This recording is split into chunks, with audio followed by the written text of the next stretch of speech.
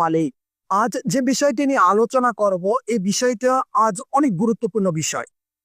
আল্লাহ তাআলা তার পবিত্র আল কোরআনে সূরাতুল বাকারার 11 নম্বর আয়াতে বলে, ওয়াইযা কিলা লাহুম লা তুফসিদুনা ফিল আরদি ক্বালু ইন্নামা নাহনু মুসলিহুন। যার অর্থ হলো, যখন তাদেরকে বলা হবে তোমরা পৃথিবীতে ফাসাদ সৃষ্টি করো না, তখন তারা বলবে আমরা তো মীমাংসা করি। আল্লাহ তাআলা এই আয়াত দ্বারা পৃথিবীর মানুষদেরকে কি বোঝাইতে চান?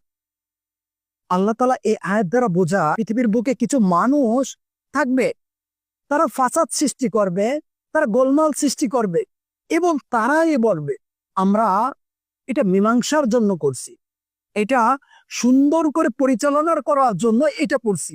আল্লাহ তাআলা তার জন্য 11 নম্বর আয়াতে সতর্ক দিয়েছেন।